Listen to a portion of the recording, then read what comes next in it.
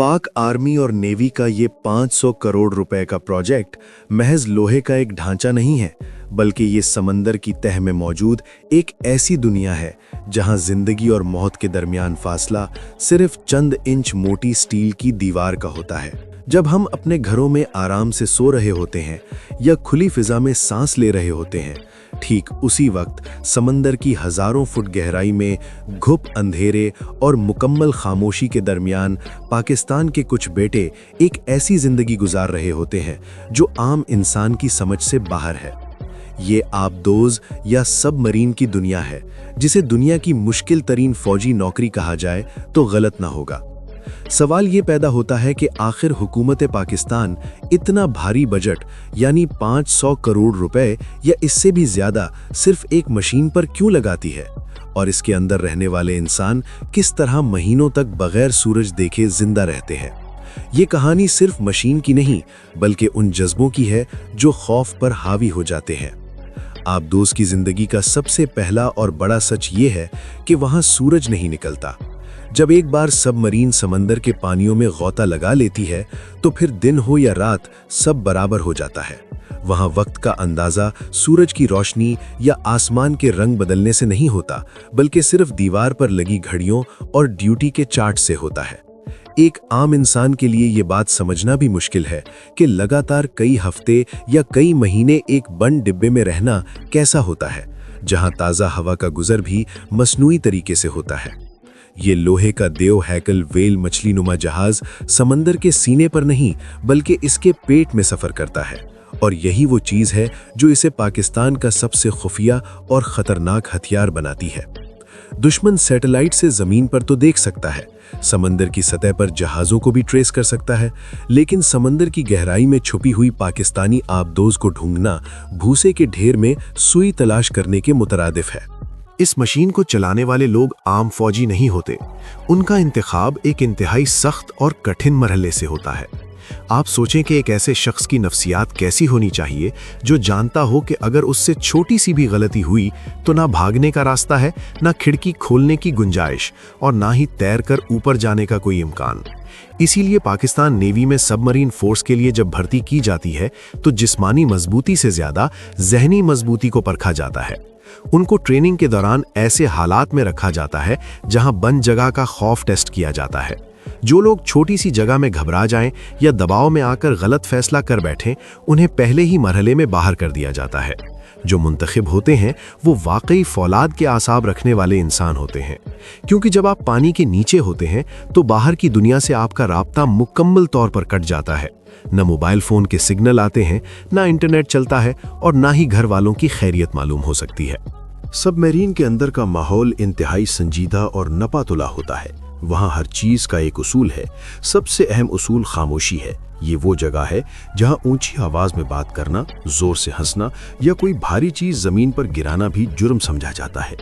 इसकी वजह यह है कि पानी के अंदर आवाज़ हवा की निस्बत ज़्यादा तेज़ी से और दूर तक सफ़र करती है। दुश्मन के जहाज़ और आबदोज़ें अपने ताकतवर सोनार सिस्टम के ज़रिए समंदर की आवाज़ें सुन रहे होते हैं।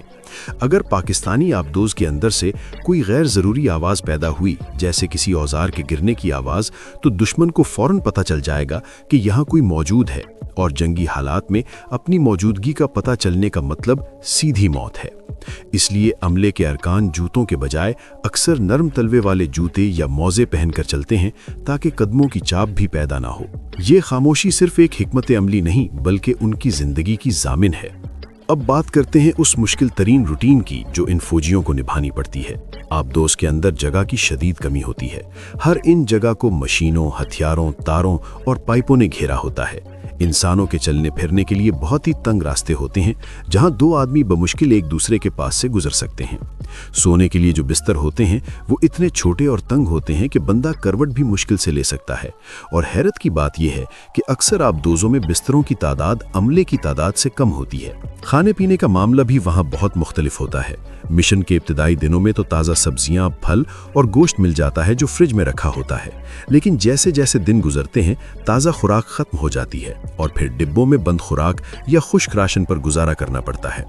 लेकिन नेवी इस बात का खास ख्याल रखती है कि खाना लजीज हो, क्योंकि एक ऐसी जगह जहां तफरी का कोई सामान नहीं, सूरज की रोशनी नहीं, वहां अच्छा खाना ही फौजियों का मूड ठीक रखने का वाहिद जरिया होता है।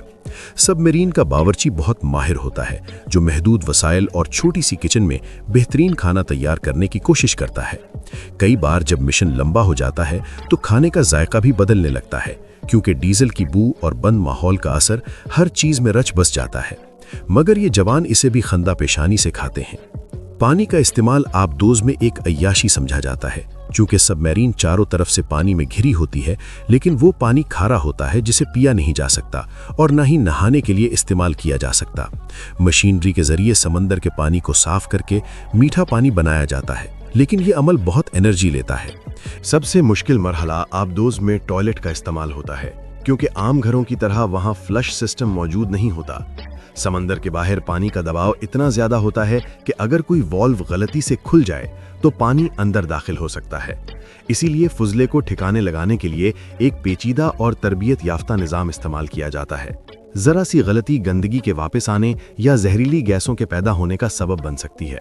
इसलिए बाथरूम जाना भी एक तकनीकी जिम्मेदारी बन जाता है। ये छोटी मगर मुसलसल मुश्किलात जिंदगी को सख्त बना देती हैं, लेकिन आबदोज में मौजूद जवान इस सब को अपनी ड्यूटी का हिस्सा समझते हैं।